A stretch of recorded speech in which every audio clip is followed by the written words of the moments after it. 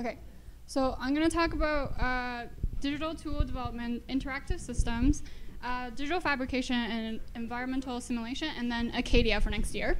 So first, we do a series of workshops, and it's on this idea of peer-to-peer learning. And so the idea of everyone can teach and everyone can learn. Can you go back to that? Sorry. So we do workshops on Grasshopper and its plugins, and also processing Arduino workshops in the future. Okay, next.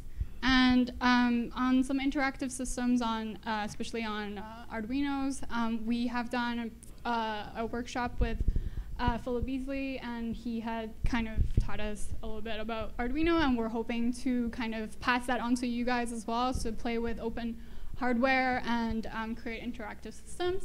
And we are hoping to kind of encourage more digital fabrication in the school, and it's already embedded in the system. But there's also render farm and the metal laser cutter that are underway that we will have access to. So we're kind of trying to start that dialogue as well. And also the environmental simulations on kind of bridging together with computational design and also environmental systems. And we're started a collaboration with Zero Footprint, and we're looking at more student involvement in that. And Acadia is something that's going to happen next year in Waterloo, in the school, in collaboration with SUNY Buffalo and University of Nottingham. And Saran had went to this year's Acadia in San Francisco, and he had Philip Beasley also presented there, and he's going to be the co-chair for next year's Acadia. So we're looking for student involvement in that soon too. So I'm going to talk a little bit about the workshop we did with SUNY Buffalo just on Thursday and Friday, kind of a collective launch of our own theses and these kind of things that we want to do. This is the first group. So we were divided into 3 groups. This is the first group. They had this vision for in Istanbul, and to create these kind of floating bubbles that will create a soft edge for the river. And so they had programmed a series of Arduino boards and connected them to these bubbles. And so the idea is that if you apply sensor pressure to it, it'll inflate and deflate. And so they can, well, the vision is that they will float in the river and create these soft edges. Yeah, so these are kind of prototypes of what we want to do, and there's a projective vision for a specific site. In this case, it's in Istanbul. Why is it not moving?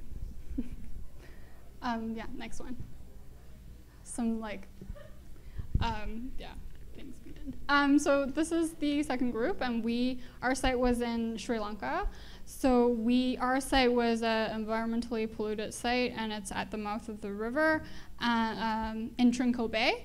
And the issue of the site is that it's got a lot of polluted sediments on the site, and we're trying to address how to redistribute the sediment to create new sort of boundary for the river's edge.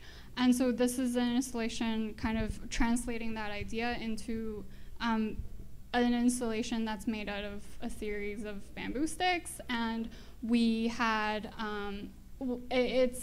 there's no Arduinos, but it's on the idea of passive computation. So the idea is that you walk through them, and then there's a series of hooks in the end, so that they would clump together as you walk through and create new passageways as you walk through them. So again, going back to the redirecting the sediments and creating new passageway and new spaces by the movement of passing through. Yeah. And then the last group site was at Dundas Square in Toronto, and they were looking at to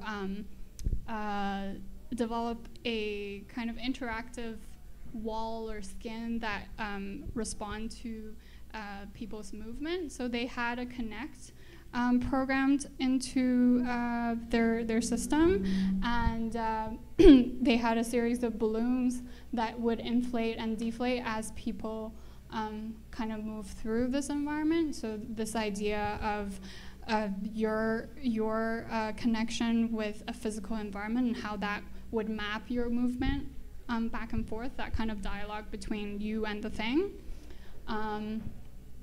And we had a lot of technical difficulties. We ourselves are not too familiar with Arduino. We're still learning. The folks from SUNY Buffalo have had a lot of experience with them. But we had, I think we were missing some relays, so we had trouble translating voltage from one end to the other. So these things didn't actually work exactly the way we wanted them to be, but as an idea, they're representations of our vision, I guess, collectively.